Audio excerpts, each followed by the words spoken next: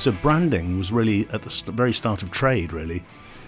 So you had that signifies where it comes from, and this signifies what it means, and the salesperson in the trader, would tell the story. A brand is about reputation, a brand is about what people say about you. It's not about what the company thinks it's telling you. It's actually if other people around you say that brand is good, try it. In a way, I've had, it's been a roller coaster. Some things I've chosen to do have been successful, some have been failure, but you learn from the failures as well. To find your true ikigai, you've got to kind of, what are you good at? So imagine a Venn diagram. That's the Venn in the middle. What are you good at? What do you love? What's the world need? And what can you be rewarded for? If you get all those in harmony, that's your ikigai in the middle. And that should be your personal brand purpose. Jeff Bezos, who knows a few things about branding, he's the one who said, a brand is what people say about you when you're not in the room. And of course, what he's saying is it's true. Brand is about reputation. It's not about what you tell them. It's about what they say about you.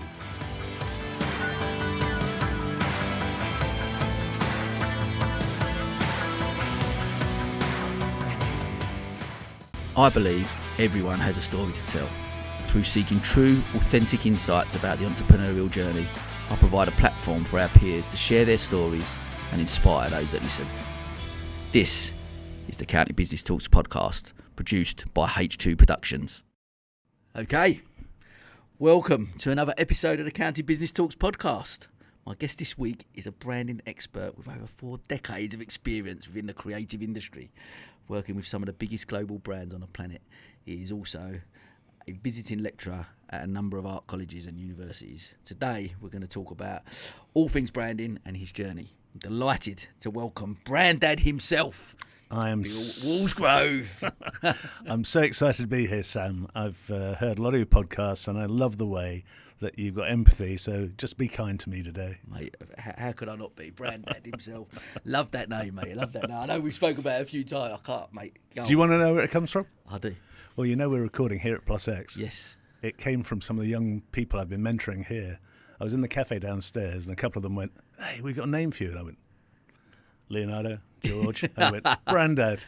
And I thought, I don't know whether to be insulted or to laugh. So I laughed, and then I was walking to the car park, got my phone out, went, brandad.co.uk, 15 quid, bang. Brilliant. Love that. I love that. And it's so memorable. I still remember the first time I obviously met you. It was at the BBBC Breakfast Club. Yeah. And I remember you come out, you give me a card. I was like, hey, he's absolutely gold. You will never forget it. And I'm sure many people don't. It says what it does on the tin, doesn't it, really? I love that. And what a perfect conversation to have then about branding. But exactly. Look, mate, we're gonna start. Just start your story. Just tell me a little bit about life growing up, something about maybe your early years that sort of shaped who you are today. And I guess where that love of branding first sort of come from. It's a great question. I mean, in a way, I feel very lucky. I had 2 very loving parents. They met at Oxford during the war, and I'm talking about the Second World War. This is how Brandaddy I am. They met at Oxford, and he was a scientist, and she was studying English and the arts. And they brought us up to really love books and stuff. But I was the youngest of 4, and my father was a scientist, whereas my mother was a very good painter. And I think she said to herself, she said, "The dad can have the first 3, the last one's mine." So she encouraged me to paint and draw and stuff. And also, I kind of loved the sort of comic strips in the newspapers. And so I started getting comics as well and started copying comics. So at a very young age, I was being encouraged to draw, but also just loving comic books and, a love of DC Comics and all that kind of stuff. Yeah, sure. So it kind of encouraged my art side. And then my mother, who created me both, nature, but also nurtured my creativity. She definitely, I used to love watching her paint, and it was a kind of, the creative process was just fantastic. Yeah, I love that. And then obviously that whole creative side and doing that growing up, was that always, I just want to get into that side of it? Was that always your goal? No, it's because I went to a kind of old-fashioned grammar school, which in fact my brother went to, my father had been to.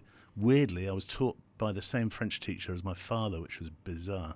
But so this old-fashioned grammar school, and they encourage you to be academic. And I loved history. I still love history.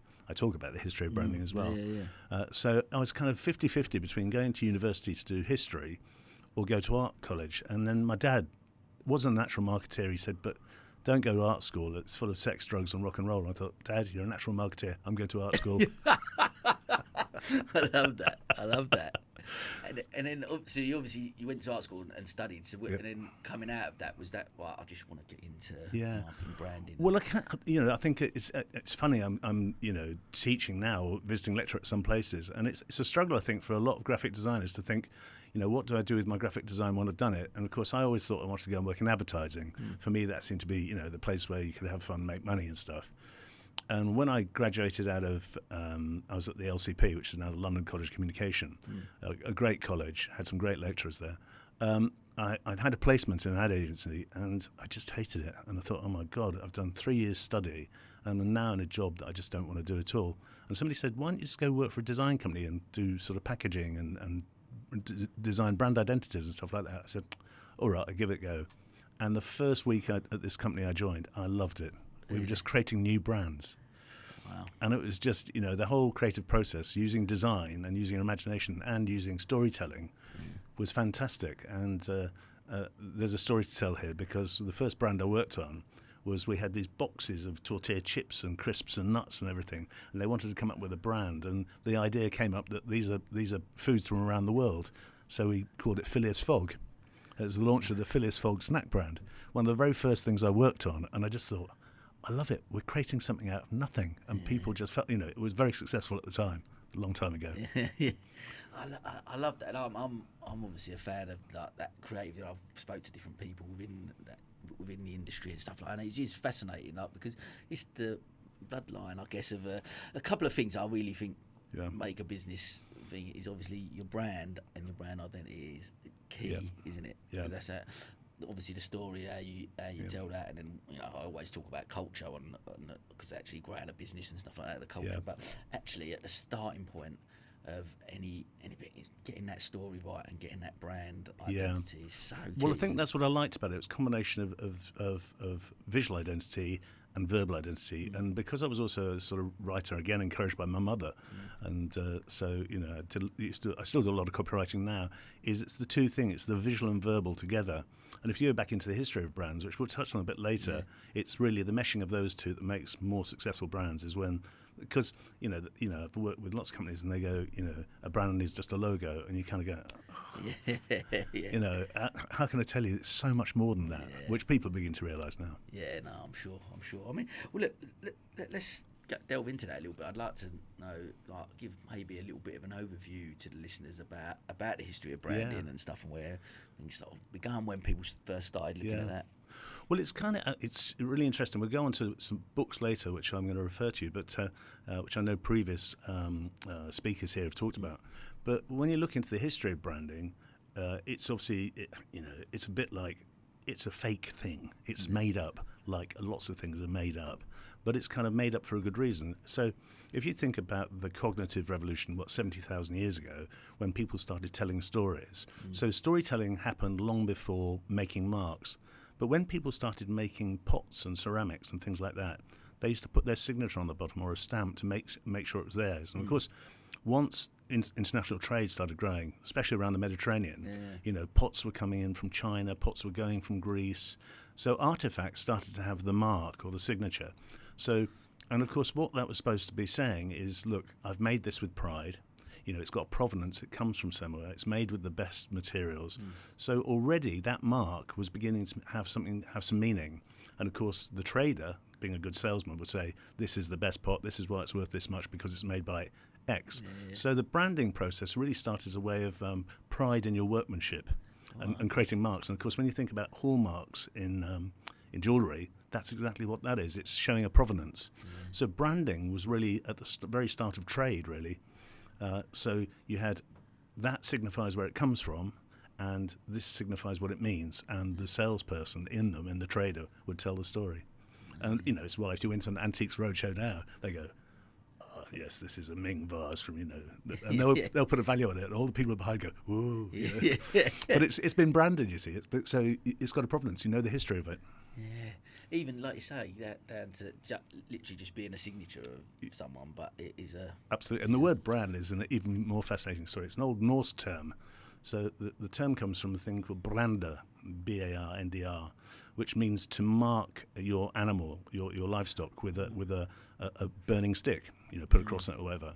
So literally, it was putting a mark in something. And of course, this really developed in 19th century America, when people, the herds on the plains of America, people, they were all roaming free. So you had to brand their arse with a mark to say that it's yours. Yeah. So branding comes literally from burning a logo on somebody's bum. No, and then what? But how have you seen? Will that be edited? I don't think so. No, mate, we'll leave that one in. Leave that one in. But talk to me a little bit about. I guess look, you've been in, brand and creative industry for many years. How have you seen it change? I guess over the years, to where we are. We talked a little bit offline beforehand, and now maybe things have changed a little bit. But tell me that. It's a great question, because the real revolution, sort of, if you think about it, the 19th century is when really capitalism took hold and things were being traded around the world, and that's where packaged goods, before things were packaged up, they were sold loose stock. In fact, some of the shops now in 7 Dials are going back to doing that no packaging thing. So it's an irony, but we'll come on to that another time. But this idea of packaged goods was really the sort of 19th century thing of products going around the world. So you had, jars of coffee, you had tins of beans, you had all sorts of things. That's where branding really kind of came into its own, and that's really the kind of growth of consumer branding. And what accelerated with that was obviously improvements in printing, improvements in packaging technology, all sorts of things. So lots of brands were about the brand in the hand. What really changed in the 20th century is then more and more businesses thought, well, it's a good idea to signify who we are. So businesses began to brand themselves, create their own corporate identities and things. And then if you think post-war, with the Second World War, then services started to brand themselves. So if you like, the first generation of branding was like a jar of coffee. The second generation of branding was more like going to a Starbucks. It's the experience. So you brand the experience. It's about with friends having a coffee. It's not about where does that coffee come from. So branding started with products, really, and moved into services. And to answer your question, it's going around the circle. What we moved into, particularly with the growth of the internet and computer-aided design, is much more, a brand is about reputation, a brand is about what people say about you. It's not about what the company thinks it's telling you. It's actually if other people around you say that brand is good, try it. You actually believe your peers more than you actually believe. People become cynical about marketing. This generation, the younger generation, know exactly when they're being marketed to, and they don't like it. So they like recommendations. That's why you've got sort of peer recommendations, and you've got reputation management and all sorts of things. So branding's changed with technologies, and also it's changed with as people become more wary. But if you think about it, a lot of brands were hugely successful in the 60s because of TV advertising. Whereas TV advertising doesn't have the same hold anymore. It's actually much more about social media platforms. So technologies change branding all the time, and we'll talk about it a bit later, but playing with AI design is just blowing my mind at the moment. Yeah, we'll definitely come on to AI, because that is fascinating. But I guess it's really interesting that you say about that. And for me, like, you look at something from a branding point of view, and some people may go, their brand, like you said earlier, is, that's our logo. Well, no, it's more than that. And some people might go, actually, that's our values then, and that's what we stand for, etc. And you can chuck them on the wall, and or on your website, and you go, these are our core values, this is what we stick to. But actually, listening to you talk there, and I guess you're right, it's not anything really to do with that. It encapsulates it, but it's actually what speaks to people and how the emotions and how you make that person feel when they look at that brand. Yeah, and also you need to get into their vernacular. Think of some of the most successful brands; they become verbs. Think how irritated James Dyson is that people hoover with a Dyson, because hoovers, and people Google search, So the successful brands become part of the vernacular. Elastoplast and Post-it notes, they've all become part of, they're beyond the brand. They're actually describing the object. So it's really interesting that successful brands just get tied into actually language. Yeah, sure. That's interesting. And then, look, talk to me a little bit about, obviously you've worked with a lot of large agencies, or you run your own agency as well. I mean, talk to me about some. I mean, when I first met you, we had a coffee, and you talked to me about some of the Yeah. exciting brands that you've worked with over the years. Talk to me about some of them and any that really sort of stand out. Well, it's very, very lucky. I mean, I think I don't know. You kind of make your own luck, or it's serendipity. But after I went to this small agency that did Phileas Fogg, I then went to work for an agency that was growing fairly quickly called Coley Porter Bell, who are now part of Martin Sorrell's WPP group. But then they were just an independent company, and we were doing lots of new product development. And I used to sort of love it when I come back and my son, who should know better and is in his 30s, still remembers the fact my dad worked on creating McCoy's crisps or Hobnob biscuits or things like that. Wow. Whereas I think probably my favourite story is when I tell the people here at Plus X and they go, okay, we'd love you to help on the brand. Is there anything famous you've worked on? I go, just look next door. And they go, what do you mean? I say, see that big square orange sign? They went, yeah, B&Q. I went, did that 25 years ago. And I tell them the story of Mr. Block and Mr. Quayle, who had their, hardware shop in Southampton. And, of course, the brand wasn't, you couldn't call it. So they used to research with white van men and say, what do you think of Block and Quayle? They went, what, the old B&Q? Pop down in the morning, pick my plasterboard up. That's a B&Q, isn't it? And Wow. so it went back to them. It said, your brand is B&Q. It's not Block and Quayle. I love that. That was done before my time, but I created the identity for B&Q because B&Q then moved into the Far East, into China and Taiwan and things. But it was, I love the fact that, and B&Q, really clever brand. They didn't do a URL of B&Q.com. Their URL is DIY.com because they know that people are searching for DIY. They're not searching by brand name. So I think one of the pieces of advice I'm giving to brands even now is don't think that your brand name has to be URL. Try and think what you might be searched for. So there's a kind of, what's interesting there is branding is changing as how people try and find brands or relate to brands is changing. I guess that, look, the internet itself must have changed branding massively. Yeah. I'm assuming. And even, like you say, even more so now as well with SEO and stuff like that. I guess it's just constantly evolving. Yeah, well, it's accelerating so quickly. I remember when a couple of designers young designers working for me, they went, oh, we ought to be thinking about doing a website and getting onto email. And I was going, it's a passing fad. And of course, the first generation of websites were like brochure sites, really. They were fairly simple. But the real revolution for branding, I think, online is Web 1.2, is when the social platforms started appearing, the Facebooks and things. Yeah. And so suddenly people were having conversations with their peers about brands. So brands thought they had a good reputation. If they did something wrong, they would suddenly get a very bad reputation very quickly. So what happens, it's a bit like the storytelling around campfires is now spreading worldwide really quickly. Yeah. What used to be told in days is now told in seconds. So the social platforms are a big revolution. Of course, we're just about to go into Web 3.0 and the metaverse and all of that and what that means. So that's going to change again, and how people operate with that and how people design for brands within that is going to change.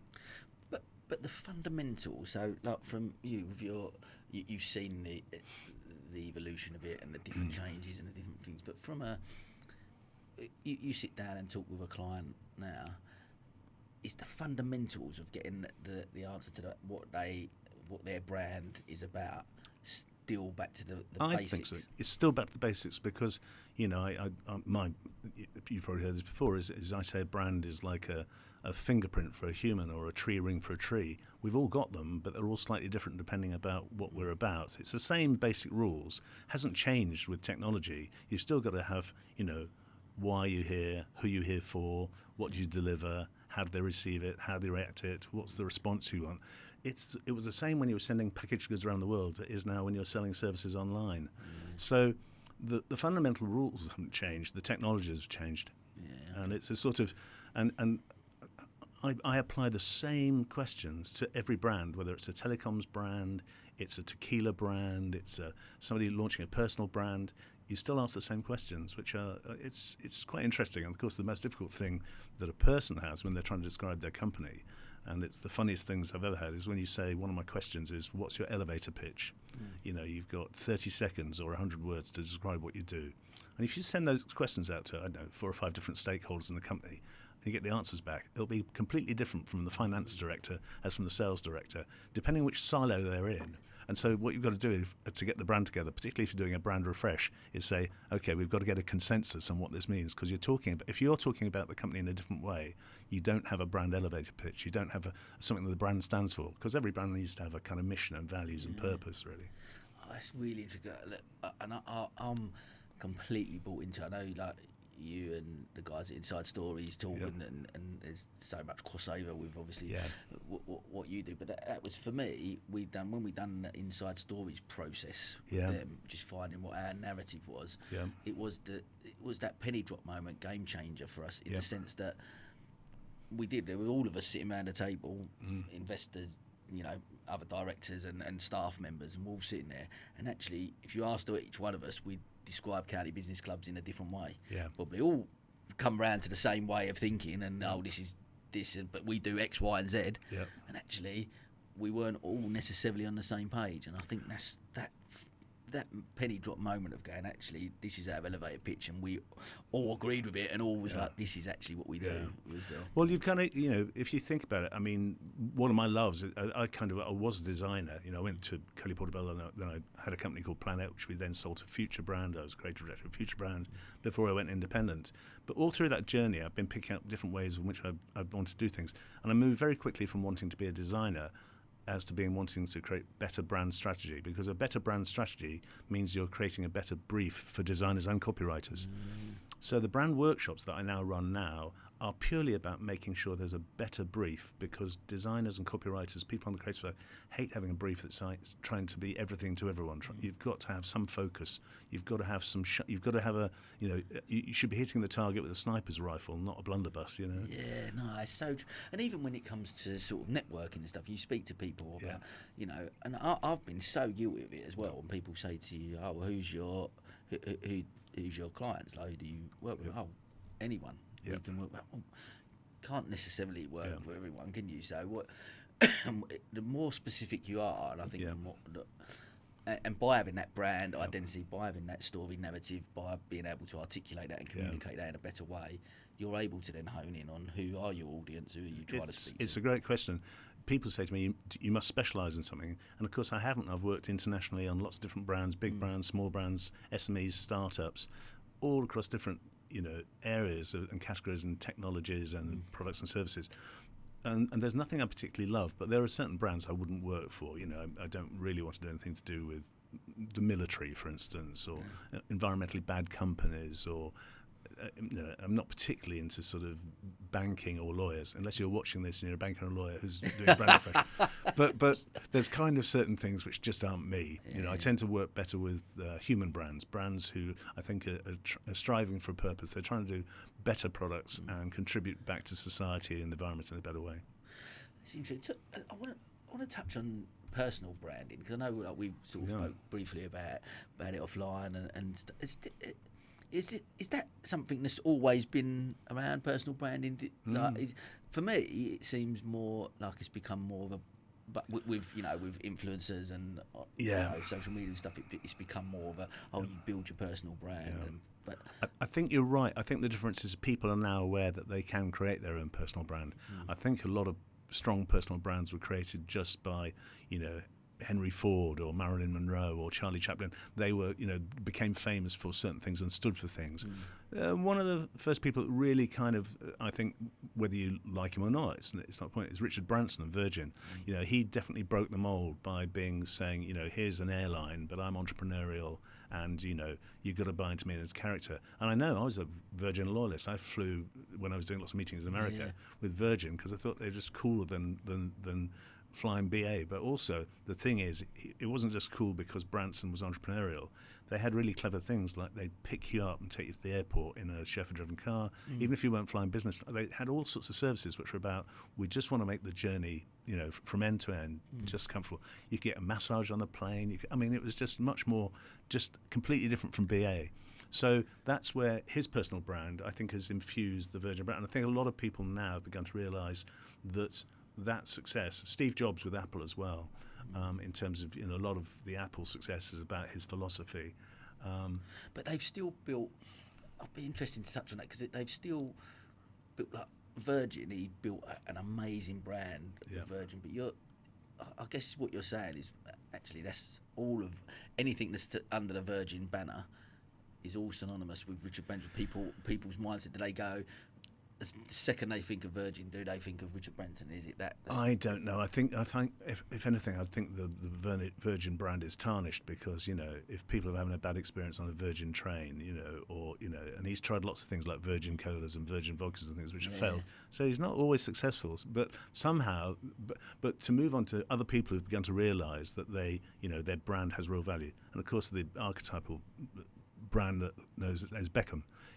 Beckham has said, whether he's had good advice or a strong wife or whether he's seriously bright himself, questions in the house there. But he just knows he's a powerful personal brand, whether he's representing football or whether he's representing a whiskey or whether he and his family are launching perfumes. They are definitely of now in terms of Beckham. I'm sure Beckham's kids will do much the same. They're creating a dynasty. But he has created that from being a sporting icon, hasn't he? So yeah. He's leveraged that sport, I guess, like from a layman, so someone that's not a celebrity, not in that public eye, I guess. Is it possible for them to achieve? Yeah, I mean, I think weirdly, the people who I think have done really well at personal branding are a lot of them motivational speakers who obviously have written good books, some of the people working in the healthcare profession, the well-being professionals. So I think there are a lot of people who begin to realise that if they are both out on a public stage, but they're also creating motivating publications, that actually their brand, they represent something, and that's where personal branding has really become more and more sophisticated, I think. So personal branding, I've worked on David Bailey camera accessories and Alan Titchmarsh gardening tools, and I've worked on Trini and Susanna underwear, so I've worked on lots of sort of brands that are based on a personality. But I think personal branding about, I've got something to tell you, I've got knowledge, I want to share it, and I want to share it in a good way, whether it's the written word or how I appear on stage. I think it's really important. So under that guise, I guess, would someone like, I'd be keen to see who you think of when you come to that, but for me, you mentioned that I would be looking at people like Stephen Bartlett, I guess. Yep. Jay Shetty, those type of people, exactly like you said. Yeah. They've created, they've become successful, especially Stephen Bartlett, become successful by selling a company and making some money out of it. But what he's done is leverage his personal brand.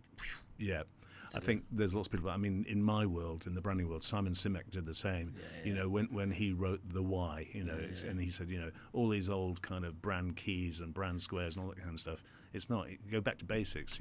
Why, how, who for, when, just the simple questions. And so you speak to somebody and say, have you read Simon Sinek's The Why? They went, yeah. It's like you're all in the know.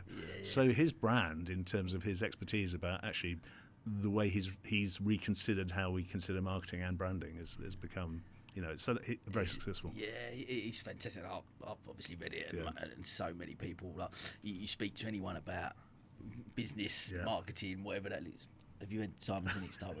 You're absolutely spot on. I wanted to touch on a little bit actually about your personal journey, and I guess what led you to start your own business and talk to me a little bit about that, starting that, and some of the ups and downs of running that, I guess, over the time. Well, in a way, I've had it's been a roller coaster. Some things I've chosen to do have been successful, some have been failure, but you learn from the failures as well. The first, I didn't, probably left a bit late. The first company I became a partner of, with a group of other people was when I was 30, whereas now I think I should have done that earlier. But at 30, it was the right time. Why did you think you should have done it earlier? I think I still had lots to learn. I was working in a really good agency by that time. It was Curly Porter Bell, a really good agency. But I met some product designers, and they wanted to create new products from a three-dimensional point of view, and I was interested in more the two-dimensional. But of course, if you think about the boom in new product development, certainly in the drinks market, we did loads of drinks brands, which is great fun to research, as you know. And so obviously, if you think about how iconic the Coca-Cola bottle shape is, but we were creating bottle shapes and doing brands, and it was just, that was really when I really loved creating new products. And for all sorts of, our clients were United Distillers and Guinness and Budweiser and Heineken, and people just wanted new brands and new brand shapes. And I found that really exciting. So that was a success. The stupidest thing we did is we kind of believed our own success and wanted to pay off mortgages. So we sold that company, and we sold it to a company who, I don't know if there's any legal people watching. I'm not going to say anything about them. We shouldn't have sold. We should have carried on independently. And so that was probably a mistake, kind of waking up and realizing a year later, I'm now an employee again. It's quite a difficult thing to do. And the company we sold it to became Future Brand, and I worked for Future Brand for a while. And then I realized, you kind of wake up in the morning and you've got a huge creative team. You've got to go out and earn tens of thousands of pounds of revenue every month just to feed the fire. And I think I woke up one morning on a beach in Caribbean and said, I don't want to do this anymore. I think a lot of my clients just want my experience. They don't need me to have a team behind. So that's when I went first independent. And lots of clients came with me because they said, well, we want your advice, and lots of very good creative people who can deliver it. So that's when I first kind of realized that you don't need to own a company when you've got the experience to almost be like a hub and spoke network. The person wants to speak to you about your experience, and then you can bring in those talented people when you need them. And of course, that's become the culture of now. I'm not going to say I predicted it. There are other people practicing it. But I kind of realized in my early 40s that having a building and filling it full of staff is not the smartest way to move. And also, I found myself that my biggest love, a bit like you, is talking to clients about what they're trying to achieve. My big love wasn't managing people anymore. When you're kind of doing, 30 appraisals of staff, believe you me, you feel like a school teacher. It's not as much fun as what you really want to be doing, which is talking to a client about what are you trying to achieve with your business. So if I know more about your business, if I know more about your target customers, then I can think about this is where I should be looking about molding your business and your brand. So I've been really doing that on and off in different guises for the last 20 years, and moved to Brighton 10 years ago. And of course, what I found in Brighton, I wanted to kind of semi-retire anyway, which I've not managed to do very well. But also, Brighton kind of revitalised me because it's such a great community here. It's a great technology and creative hub. And there's lots of freelancers who want to work together. The collaboration here in Brighton is fantastic. And, I made, as you collaborate with loads of people. And I'm not going to say I predicted it, but I do think I predicted lockdown in terms of working from home 5 years before COVID. But it's so... Branding and technology has changed, but also how you deliver. And as you get kind of experience and stuff, I then became a non-executive director for a company who I really love, who I'm still very close with, called Studio Blup. I've had a relationship with them for about 10 years, and they were acquired by the Lab Group in Soho about a year and a half, 2 years ago. They were acquired by a great company, and they're now the creative driving force. And it's. I first saw some of the website work they were doing, some of the illustration work, and I thought to myself, this is the future of design, and how they were applying. And of course, they're now doing NFTs, they're doing holograms, they're doing mixed reality. They've applied their creativity for branding through technology, and I don't have to do that because it's still me saying, well, this is the brand framework. Just fill it with the stuff you need. I love that. Like, you've mentioned that to me a few times about brand framework, and like you said, what's interesting listening to the whole journey and the history of branding and stuff, that just like you've alluded to, coming back to those those fundamental basics is always going to be at the core of it. And then of course you've got to develop and you've got to adapt to World Wide Web and AI and all them things that come along it, but the core are still them fundamentals. The one thing that I've really loved about doing my work, particularly in Brighton and particularly working here with people at Plus X, is how the young entrepreneurs, particularly the solopreneurs, are so committed to giving something back. They're committed to community, society, sustainability, the environment, in a way that my generation probably wasn't. And I think I love the fact that that's driving it. And almost every business I'm working with is striving to be a B Corp, and almost have that stamp of actually we've proved we're contributing something back. And that certainly wasn't my generation. We didn't strive to be a B Corp. It didn't exist. It wasn't the same sort of thing. But I think that because that's being woven into business now, people are not just saying I want to provide a good service or a good product, but I want people to know that I've sourced it ethically, I've manufactured it ethically. And brands like Patagonia led the way, of course, in that, in terms of brands with purpose. And it's interesting how society and the environment, and particularly young concerns about how society is changing and how the environment is changing, has made, I think, bigger businesses have to rethink what they're doing. In fact, I know it has. That's really touching on that point about people wanting to have a bit more of an impact. One of the things I wear the T-shirt now. One of the things I constantly ask is people's definition of success. Yeah. Do you think that ultimately in business, and that has been since the beginning of the time, I guess, that it's measured by your financial profits, and that's a successful business based on that? Do you think that has shifted?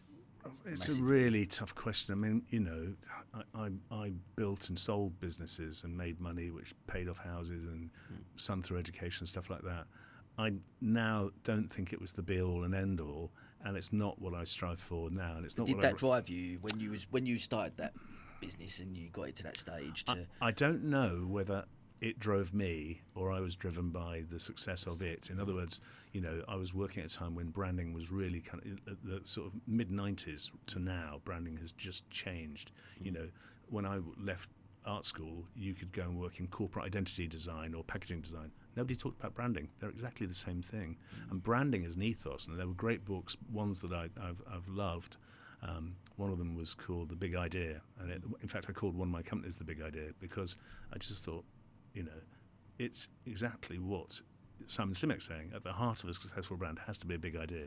If there's not something, and it's still true now, if you can't tell a compelling story and it's not based in truth, you're either not interesting or you'll be found out, and then you've killed your brand. So there's a kind of responsibility which is now kind of knitted or woven into what brands have to do, which probably wasn't true many years ago.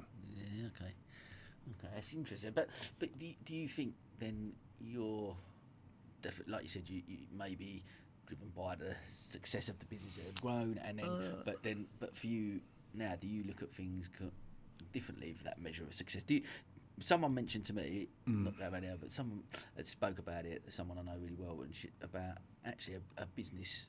Wouldn't it be brilliant if businesses were measured on their emotional profit as opposed to I that's not really an area I go into, but I do get a reward now. The reward I used to get before is delivering a successful new product that suddenly took the market by storm was fantastic. Now, particularly as I work with a lot of startup brands and SMEs and solopreneurs, as I say, just seeing them be successful on their journey, there's something about now, I guess it's the Brandaddy age of giving something back, and seeing, so almost the cathartic, seeing it through their success is so I'm sure I probably wouldn't like myself at 40. I was probably more driven by status, finance, all that kind of stuff. It's not, I don't know. They say that you just become more, calmer or empathetic or whatever. But do you think like that actually society, there's a shift around that narrative about, because I'm like I say, I question, because I'm conflicted within me sometimes, because what I think I really truly believe is success is what we're here for, to love and be loved, and that's my, I'm really bought into that, the whole Charlie Mackesy type book and that message, and I'm trying. But then there is the flip side, that ambitious side, that I don't see myself as successful because I've never been financially successful. So I look at it and go, other people maybe look and go, he's not made money, so that therefore doesn't define a level of success. It's a great question, but if I'd wanted to make money, I wouldn't have gone into design. The same as I say to my music friends, it's a hit and miss thing. You'd have gone into banking or something. I don't know, but it's kind of that money wasn't the driver. The fact that I managed to make a success of a business that was actually proved to be more and more profitable was partly luck, partly serendipity, partly timing. And of course you enjoy the status of it, the house, the car, and all that kind of stuff, but I think it shouldn't be a driver now. I think if you are good at what you do, you will become successful, rather than saying, I want to be successful, so I'll be bullish about it. I think there's been a shift in terms of I'll make my own luck. and I'll also be consistent. I know that we've talked about ikigai before, but that's quite an important thing for me now. Every brand I think should have its ikigai. Every person should understand their ikigai. Because I'm doing now at Brandaddy age what I love, but when I was 21, I was doing what I loved. All that's happened is I've changed as society's changed, as the economy has changed, as technology has changed. You just surf that wave. Okay, I just wanted to say something about one of our sponsors, Creative Pod. It all starts with an idea, the kind of creativity that wins hearts, changes minds, and drives new behaviours. Creative Pod is an award-winning full-service marketing agency that work with their clients to become their outsourced creative department for a fixed monthly fee. For almost 20 years, they've been offering clients a full-service approach in everything from branding, PR and social media, to web development, pay-per-click and print advertising. They've been County Business Club's outsourced marketing agency for over a year now and have been a real game changer for us as a company. To find out more, get in touch with the team at www.creativepod.uk.com. Okay, back to the podcast. Yeah, okay. I'm glad you mentioned it because I really want to talk about ikigai and some of the listeners might have not heard of it. Just explain what that is, what that means, and what it means to you. Yeah, well, I use it in my brand workshops, but I use it a lot for personal branding in particular. It's a Japanese philosophy, which essentially means the thing that motivates you to get up every day, the thing that motivates you to get out of bed in the morning. And to find your true ikigai, you've got to kind of, what are you good at? So imagine a Venn diagram. That's the Venn in the middle. What are you good at? What do you love? What's the world need? And what can you be rewarded for? If you get all those in harmony, that's your ikigai in the middle. And that should be your personal brand purpose. So, for me, I knew I was good at creativity and problem solving. I loved art and design. I was working on brands that wanted clever creative solutions, and you can get rewarded for. And it's still, that is true now, but in a different way. So if you apply that to any brand, you can get to, and it's only one of the tools. There are lots of different tools. Yeah, sure. But it's a very simple tool, and I did that for somebody who actually I'm doing some personal branding for at the moment, and I'm also doing some mentoring at Soho House. I've just done an ikigai for her. She went, "I've never heard of it." She's 21. She said, "I love it." I said, "Are you going to tell all your friends?" She went, "Yeah." Love it. That's brilliant. I find it fascinating because it's and again it's asking, and sometimes they're difficult questions to actually ask yourself, aren't they? And the same, I think the same with branding as well. Like back to them questions from a business point of view. Sometimes they're really difficult questions that you have to ask. But if you don't find the answers to them, you're never going to find. But I think we'll talk over a coffee or a pint about your ikigai. I've seen what you've been doing, and a lot of it's about your empathy. It's about the fact you love people, you love conversations, you love communication. There's certain things about you which I know you've come from a different background through different kinds of businesses, but you've kind of it seems to me people is at the heart of your your ikigai, and getting people together and getting people to talk, which that's a good thing. As we were talking about sort of mental health and stuff, people need to talk about it more, and getting business people to talk and share, I think is one of the things I love about the business club, is getting people all completely different professions just talking about the joy of being in business and the joy of their own particular business. It's I completely agree with you. It's a magical part of it. Something I've found fascinating being in, and only found that really being in business, I guess, for so long, and building community, and not actually realising that was part of what I love doing, but being around people. I'm definitely a people person. I always have been. And I love that. But actually, you're right. Learning over the last 10, 15 years of running business, especially being in this amazing business community here, I've always said on here with county business clubs, my not so much fear, but my thought process of as we grow and we go, okay, we're going to go to Kent or Surrey or Essex, wherever we expand to next, is that how unique is the Sussex business community here? Just because I've embraced it and I've been fortunate enough to meet amazing people here, and I wonder how unique it is here. Well, it's a great question. I've been working on the Plus X brand, on the brand strategy side of that, and of course, the choice of Brighton to do the very first Plus X before they expand nationally has been a brilliant choice because they've been able to test what works and what doesn't work, but probably test it in a way that there is a unique quality to this culture in here, in this city and on this coast. And I think they've been able to prove to themselves that the model works. So it's a good testing ground. Yeah. I know. I agree. And then, well, look, tell me a little bit about, you've worked with some massive brands, as you sort of alluded to there. But what, in your opinion, give me some key elements that you think really make a it's Jeff Bezos who knows a few things about branding. Yeah. He's the one who said a brand is what people say about you when you're not in the room. And of course what he's saying is it's true. Brand is about reputation. It's not about what you tell them, it's about what they say about you. So you may think you're telling somebody, but if they're not listening or they're not hearing it properly and they're reinterpreting it, you haven't got a brand. So it's a lot of good brand is about obviously a great product or service. It's about promising and delivering against that promise and service, having a purpose, I think, that people understand you for, although I don't believe that all brands have to deliberately have a purpose. There's a lot of purpose washing going on. We'll come on to that if you want.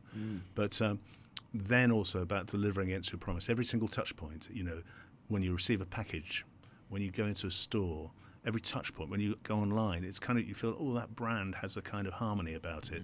It's not disjointed. And so the clever thing is, and I say this when we're doing a brand refresh or a brand design, it's no good just thinking that you're communicating to your consumers. Your employees have to believe this too. If they are not your disciples, if they're not carrying on your ethos, the whole being back to the elevator pitch, if they're confused about what your brand is, you don't have a brand.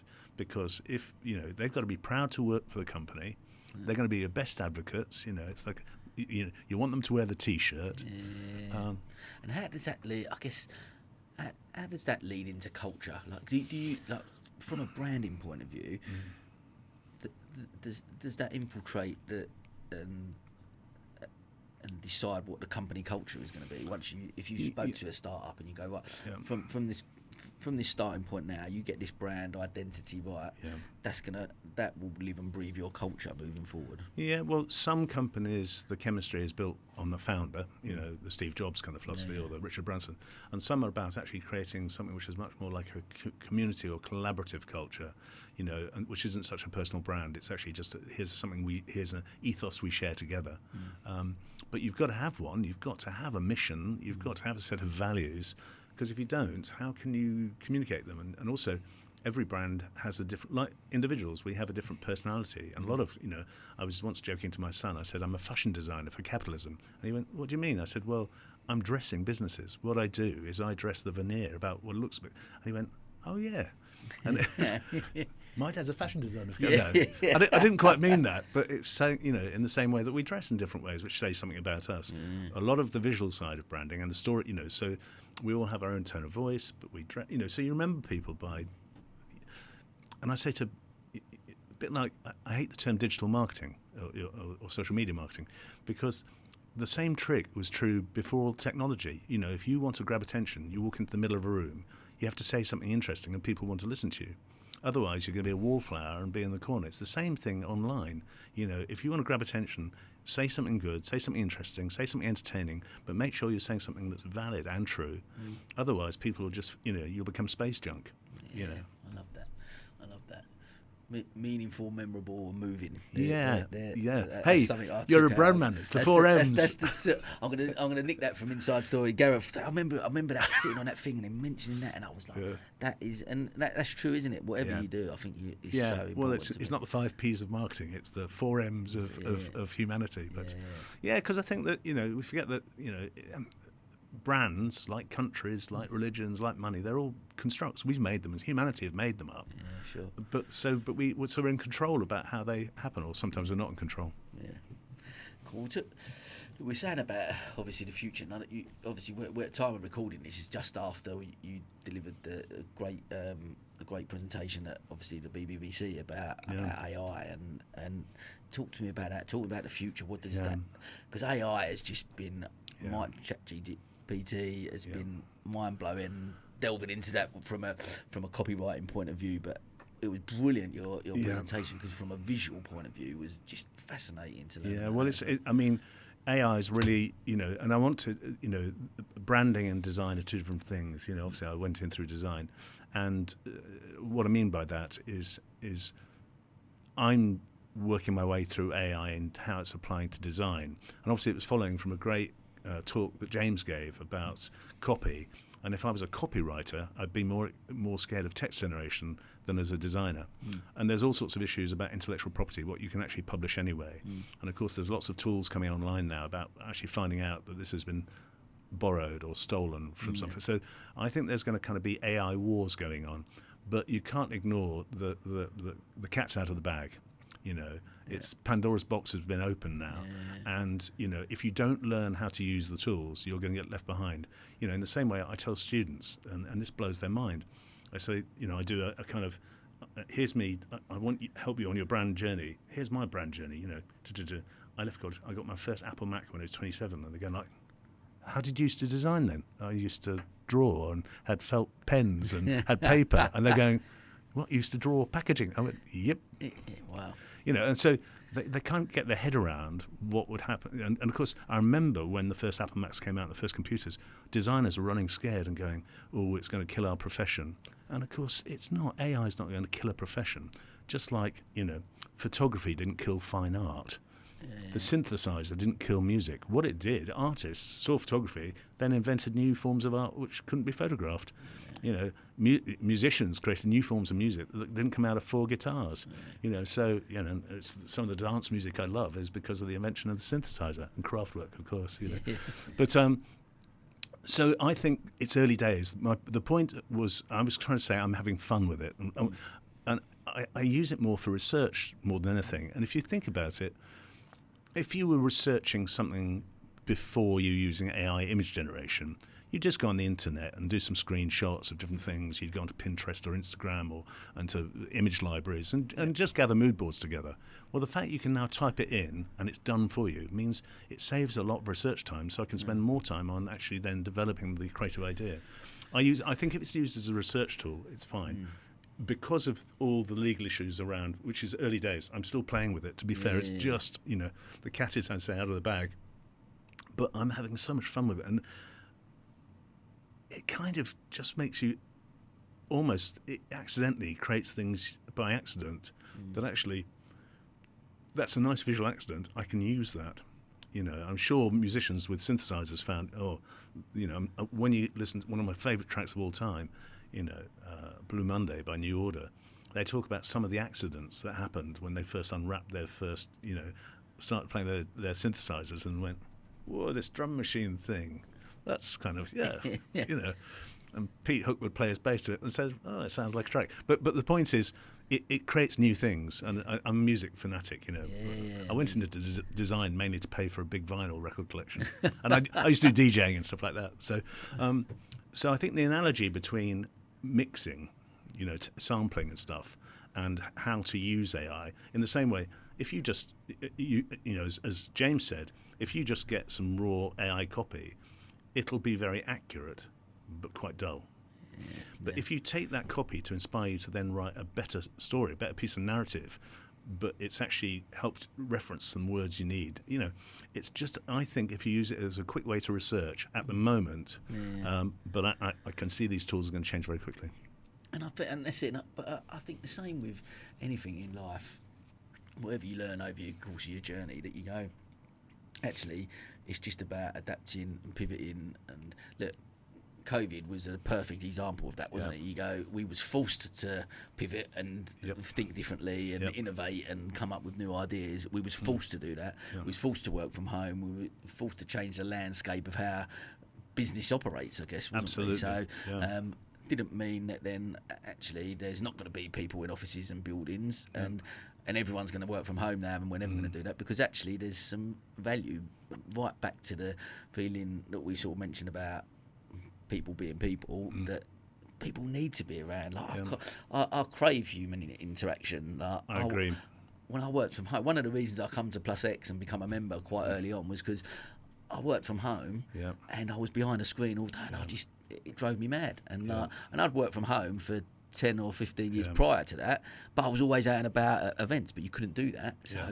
when I just coming here and then creating a space where there was a community and you could just bounce some ideas off, Yeah. or just bump into someone at the coffee machine Yeah. and have a chat. Yeah. There's something so powerful in that, and that I don't no matter how like robotics and AI and whatever comes along, they're great aids, and I think if you embrace them, then amazing what you can be achieved. I couldn't agree more. You know, we were all locked up and having to do Zoom calls and all that kind of stuff. The minute the kind of, shutters were lifted, people said, oh, I can't wait to go back and meet people again.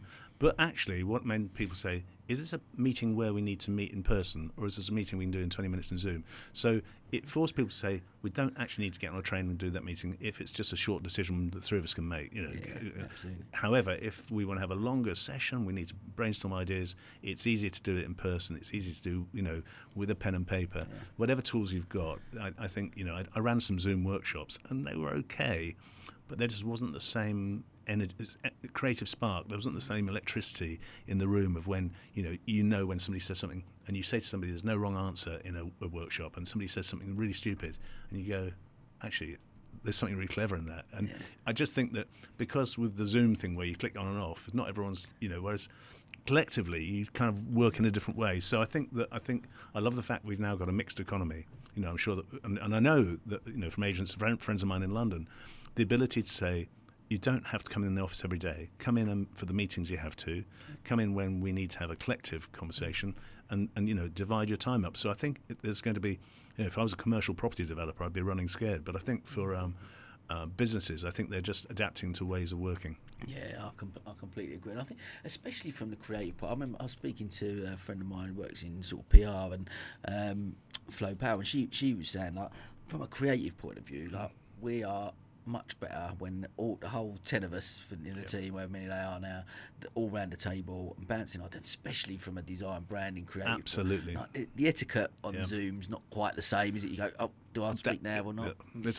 Exactly. You can't just want to, you almost want to overtalk someone. Oh no, but what about this? And then and that sparks another idea. Yeah. And that creativity it only comes for me. I agree. I mean, I used to love having teams of designers because you always saw that one-on-one makes three. That actually both with good ideas, but actually if we join that together, that's an even stronger. So, and I still think that's true now. Is that there are some very good lone wolf people who can do it all themselves, but I always think teamwork and creativity just means that even if there was the lone wolf had the great original idea, just bounce off people to see if it can be, you can get 10% better out of it. You can modify it. You can just polish it into a better diamond. I completely agree with that. I think I think it's really difficult to go out on your own and go, because no matter what you do, you're always going to need someone. You're always going to need other people to help and support you on that journey, whether you're the focal point or not. It doesn't happen if you haven't got a team of people around you, whatever that looks like. I agree, and some of the solopreneurs I work with, when we're talking about the ideas, I say, I think you've come up with a really good idea, but why you don't have to pay for any research. Just ask family and friends. Just bounce it around them, see what they think. At the weekend, just because I think you're right, you think you're right. Let's just double check. And sometimes they come back and go, actually, I had a really good challenge. So we all need to be challenged, because if you go around thinking you've got the best ideas, I'm sure some people out there, that's not the way I think the world works. I think, particularly if you're designing things for people, you've got to have some degree of consensus and some degree of just checking. Yeah. Otherwise, you end up with brands which really should never have been launched. Like, did nobody, when they were launching, VW this was, say that actually calling a car a Sharon is not the greatest idea? So they're fine in Germany. They launched the VW Sharon here. Why didn't somebody say, I just don't think that's the best name for a car? Love that. Well, sorry, Sharons around the world. This is something I'd be really interested to find out. I wrote this question down. I really wanted to ask it. If you, from a branding point of view, if you could work with any brand in the world, past and present, who would it be and why? Yeah. To be fair, because my mind was blown when I got my first Apple. And I was really a very early adopter. In my Brandaddy pitch, I say that I've got decades of experience, but I'm young at heart. I was a very early adopter of just thinking this is changing everything. Because I remember going out to stay with my brother in California. My brother was a computer nerd. He was, he thought apples were nothing because he loved doing programming and stuff. I wasn't into programming, I was into creativity. But even his kids were designing Christmas cards on his computer, and I went, I've got a design team back in London working on major brands who haven't got a computer amongst them. So when we got the first Apple, and seeing how Apple have evolved and grown as a brand, and Johnny Ive, who was the product designer behind some of the great Apple innovations, to have worked in Apple during that time, and particularly in that part of California. Yeah. So but the brand, weirdly, I'd love to have worked with. I used to go past its office in Hammersmith, was Island Records. Oh, really? Because I'm a massive music collector and particularly big reggae fan. Yeah. And Chris Blackwell, who's Jamaican, formed Island Records, and of course he launched the careers of Bob Marley and people. But it wasn't just the music they were doing, and they had some great artists on their roster, but the album design stuff was fantastic. I remember one of my favourite albums is Bob Marley's Catch a Fire, and it's a bit like Blue Monday's New Order by Blue Monday.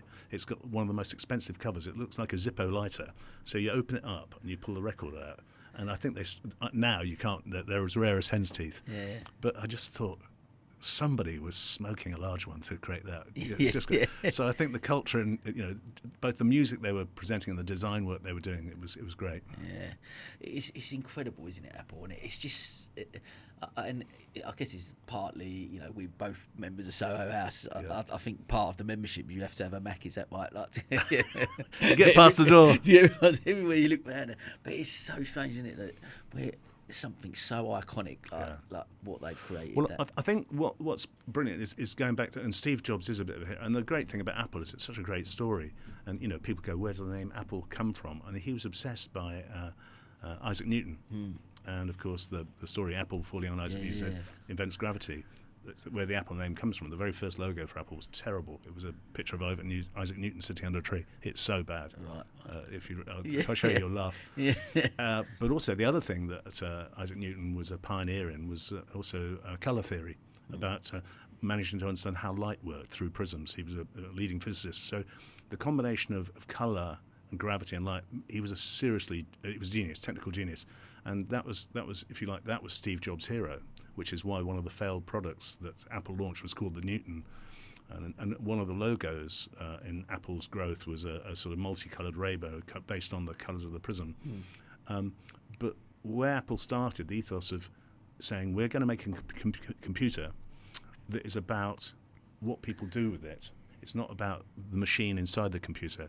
Bill Gates can tell you all about the RAM and the megahertz and stuff I'm not interested in, how to program it. I'm not interested. But if I can create beautiful pictures or beautiful music, so that whole thing about think different was actually jumping into what the consumer wants, not talking about the machine. And for somebody who wasn't interested in programming computers, it was like, this is for me. Yeah. He knows who I am. I think a lot of creative people around the world thought that and still think it. And I think that, and I guess bringing it back and alluding to what we're talking about, that is the key to a brilliant brand, isn't it? That you actually, how does that make it? That made you feel like I'm part of this. That they're speaking to me, and that. And there are other examples. I mean, Studio Blub do a lot of work on Nike, and Nike's a great brand because, again, they had this thing where they went, it's not about, you don't have to be a professional runner. It's not just about our shoes. It's we believe there's the inner athlete in everyone. You see some people leaving Sports Direct, you'd question it, but anyway, the whole thing about just do it is about just be yourself. So the best brands make the jump into what motivates the consumer. It's not about the physical parts of it. Of course, everyone, that's why BMW is the ultimate driving machine. You don't have to know how to fix a car. It's the experience. And there's so many brands who've made that leap into going motivate consumers. And I still think it's true now. Think about what the person, Jeff Bezos, what the person you're selling to is saying about you, because they are your best disciples. If you piss them off, excuse my French, but if you anger them and they realise that you're hollow or shallow or shoddy, then in the same way you can grow a reputation, you can kill a reputation. Like with social media, then will bombard you. Amazing. Oh, mate, fascinating. And look, tell me, what does the future hold for Brandad? Unfortunately, not too many more years. But I'm okay with that. Now, the thing is, I came here to sort of semi-retire, done bits and pieces of consultancy, bits and pieces of lecturing, loving running brand workshops. Love the fact I've been rebranded. I don't use Brandaddy everywhere. Bill Walsgrove when it's for more professional. But Brandaddy seems to. I love the fact that people go, "Oh, you're like an experienced bloke or an older bloke who's worked on brands." So that's me. Yeah. So in the future, I just want to carry on. I don't think I don't like golf, so I don't think I know how to retire. I don't like the clothes, the check trousers or anything. So I'm always going to do a bit of lecturing or a bit of consultancy or a bit of advice whilst I'm fit and able to. So. And, I love Brighton. It's kind of everything about it. I love walking by the sea. I love walking on the downs. There's something about it. I hate to say it, I went back to London at the weekend, had a great time back in my old stomping ground in Camden. But there's something about the sea and the air. I don't know. Along with the people, it's just, It's a magical place. And I love my time in London. It wasn't where I grew up, but I love my time there. So I think, the zeitgeist for me, or the timing for me, or my ikigai is what I do and the way I work seems to suit Brighton businesses. Yeah. Because, I say to them sometimes, I'm the board you can't afford. You only need me for one day. Yeah. You don't need to employ me for 3 years. If you want a serious objective analysis of what's good and wrong about your brand, I'll give you the honest opinion. If you don't agree with me, fine. I'm not going to make it up for you because I haven't got an agenda to sell the services like I used to do. Yeah. Not saying I used to lie, but when you're trying to sell the services of quite a big agency, you don't try and piss the client off by telling them something they don't want to hear. Whereas as an independent, you can be a bit more honest and say, I don't think this is working. Yeah. And the lovely thing about AI, I've been using this recently. I had a client recently, and they wanted to do this brand name. I said, well, that brand sums up these images to me. I don't think it's right. And she went, really? I said, yeah, I just don't think it's right. So I programmed the words into Midjourney, my image generator, and all the images I was talking about came up. And she went, okay. I said, that's not just me talking. You've just scraped 100 million images off the internet, which have just agreed with me. I said, AI research one. Yeah. I love that.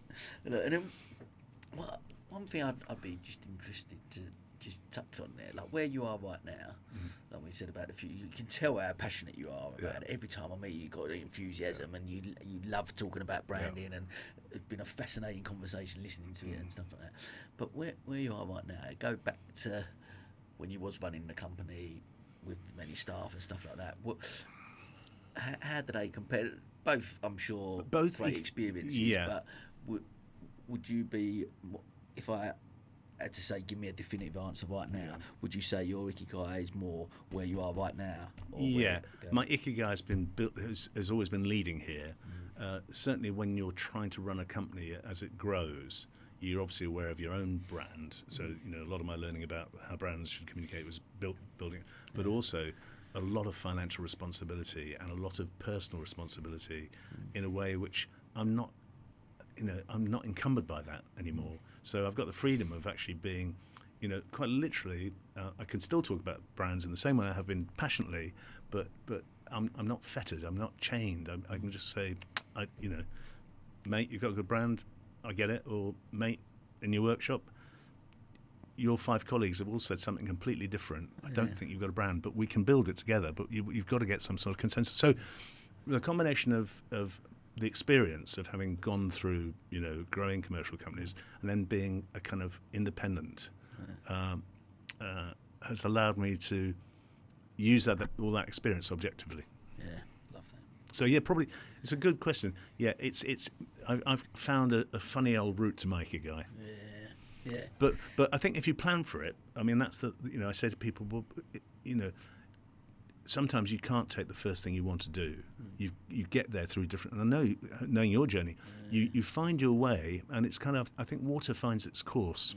And I say to the students, when there's a kind of group of 30 design students, I say, whatever you think you're going to do now, you won't be doing in 30 years' time, because the world would have changed. And sometimes you'll get lucky, and sometimes you'll meet the right person, and sometimes you won't. It's but you've just got to the things you've got to do to be a successful design student is to keep your natural curiosity, your natural passion for creativity. Always ask the question why, or the question why not, and then think about how can I do something better. So it's and I kind of, because I didn't know. I've got designers I've worked with, some who are now running mobile phone game companies, some who are doing titles for the BBC. We all did the same course, but we all went off in different directions. And much as I love what he's doing with TV graphics, and much as I love what he's doing with mobile games, brands is really. If I'm quite passionate about actually. When you see a company do well, and when you see them refresh what they're doing through their branding and make people reappraise them, there's something about that. It's not the most important thing in the world. I'm not a doctor. I'm not a brain surgeon. But I do think I help businesses. If I can help businesses be more successful at what they're trying to do, that has some sort of feedback to me. Amazing. Mate, what a fascinating conversation. It's been brilliant, and so many takeaways. And I guess the listeners, from a brand point of view, there'd be so much that they can and encourage people to obviously reach out to you, mate. But as always, we're going to finish off with our quick fire questions, if I can. So you can do whatever you want. I'll chuck these at you. So, one piece of advice do you give to your 18-year-old self? Start a business earlier. Network more. Yeah. Go out to meetings and stuff. Get a dog earlier. Be a bit wiser on who you marry. And buy more lottery tickets. I don't know. No, it's definitely. I should have started a business earlier. I'm intrigued because I often think, and I say to people about entrepreneurship wasn't encouraged necessarily when I was at school. No. So coming out of that, I think, would I have, if it had have been like it is now, a little bit more, and it is a bit more of a buzzword or whatever, would I have gone, this is actually who I am? I would have found that out early, and I would have started a business at 16.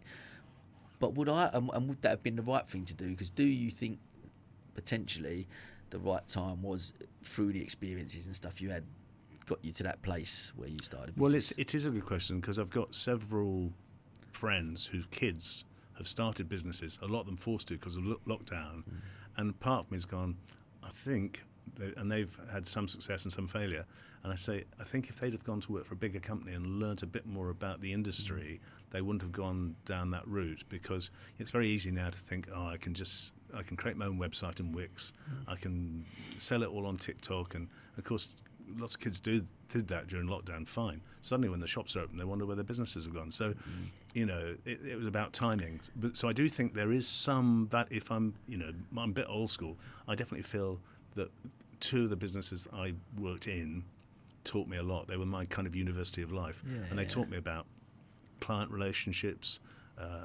made me learn a lot more about marketing and marketing strategy, because a lot of people I worked with were natural marketeers. They'd come from the marketing side of business, whereas I'd come from the creative side.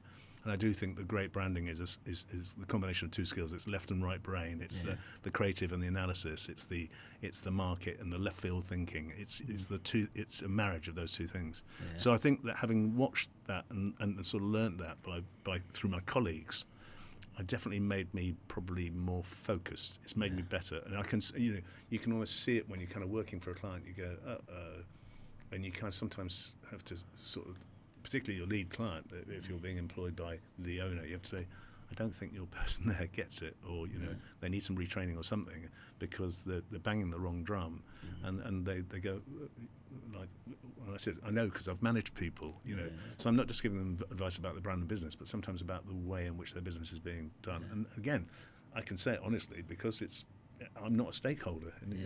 Sure. Yeah, interesting. Okay, who's been the biggest inspiration throughout your life and why?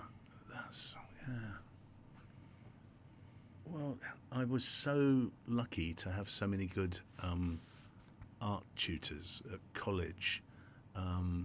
Because I tell you, I think probably the thing that really got me connected into, probably motivated me to go to art school, so right at the start, is not only did I love comics, but some of the artists that I really loved were using comics in their art. So Andy Warhol and Peter Blake, particularly, the English pop artist who did the Sgt. Pepper's cover. And So the fact that they were combining creative art, in other words, the creativity they were doing for their own self-brief. They weren't doing it for commercial reasons, but it was using kind of things like Campbell's soup cans, or in Peter Blake's term, using the roundel from the RAF, or they were taking things from common popular culture and creating them as to art. And I found that really motivating. I think a whole generation of designers I grew up with found that. And I was really lucky, and this is, I love this because I was living in Chiswick at the time, and my son was on a roundabout in a park, and there was this older bloke with a beard, and with a young girl on the roundabout, and it was a sunny day, and you go, how long are they going to be on the roundabout for? When's the pub open? All that kind of stuff. And I went, and this long white beard realised it was Peter Blake, wow, the artist, and I went, excuse me, Peter, well done, mate. She's quite young. She said, it's my granddaughter. Don't ever go. And so my son, his granddaughter, were playing. And I said, Peter, I'm a massive fan. I'd love to come and talk to you about your life and come see your studio. He said, yeah. He gave me his phone number. Wow. Went round. He showed me his studio. Lovely big house in Chiswick. Lovely man. He talked about his love of pop culture and pop art and had all these wonderful things in his studio. And then I was working 6 months later for the Save the Children Fund. It's probably one of my favourite projects, actually, amongst many. But and we came up with this idea of getting 12 artists to do 12 pieces of work, each which would be for a month, for a calendar, because we'd sell the calendar for Save the Children and auction the art pieces. So this was before the internet, of course.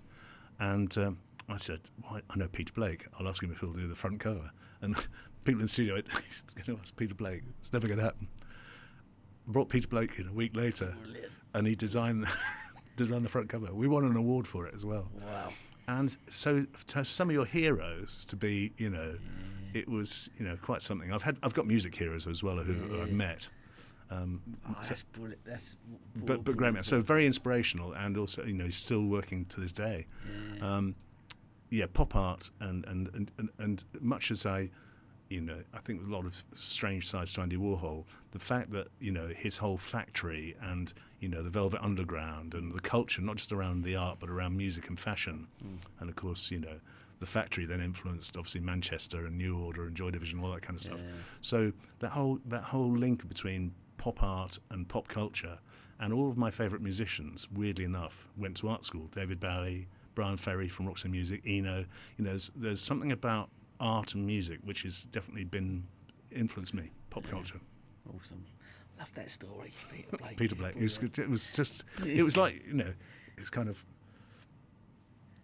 you might hear it. Oh, I've got to tell you the other one, from Music One. So I was once on this plane flying from Atlanta to New York, and I got upgraded to first class, pretty good, on the champagne. This really big lady with big sunglasses came in, and all the air said, oh, great to see you back, ma'am, great to see you. She sat down next to me, and I kind of went, are you Gladys Knight? And she went, I sure am, honey. And I went, I didn't know what to do. I went, because I'm a massive Motown fan. Yeah. So I went, can I talk to you for the flight? She said, yeah, let's get the drinks in. And she was just great company. But I had another mate of mine who was at the back of the plane, hadn't been upgraded. And when we met by the carousel, he said, how was your flight? I said, I sat next to Gladys Knight. She was great. He said, you just make it up. And Gladys Knight was with her entourage who said, see you, Bill, have a good time. Mate, love that. So, a bit of hero worship. Mate, awesome. I love a story. Well, could you recommend a book or a podcast to our listeners that has had an impact on you? Unfortunately, James beat me to it, because Sapiens, the book he was talking about when you did interview, is such a great book about humankind. But I used to love reading crime fiction, all that kind of stuff, but the books I tend to read now are much more about people and humanity and history. And the book, in fact, I'm going to get you to read it, is How to Be Animal, which is by a great writer called Melanie Challenger. Okay. And I've recommended this to several people, and it's a great, you have to read the book, because she just says this thing, which is amazing. She says, you open the book and she says that the most successful creature on the planet, the most successful animal on the planet is a human, and they deny being an animal. They deny all the sensibilities and the psychology and the physical aspects of being an animal, about fears. And so she's talking about, how to be an animal, how to learn, actually, a lot of our instincts. So you're going to read that, and I hope you like it. Oh, thank you very much.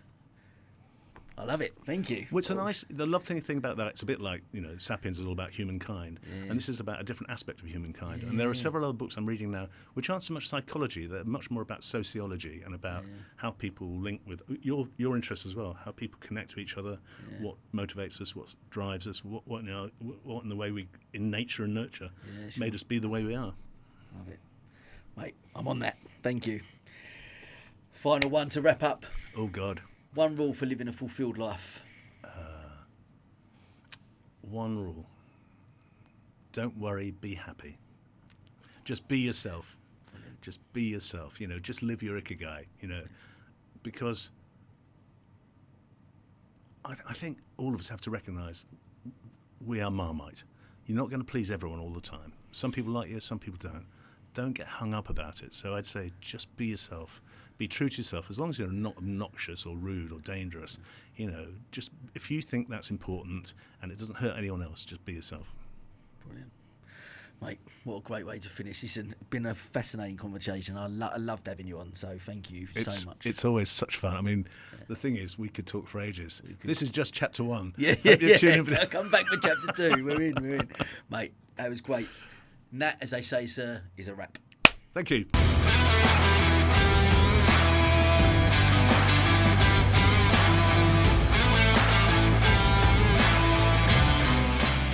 This is the County Business Talks podcast, produced by H2 Productions.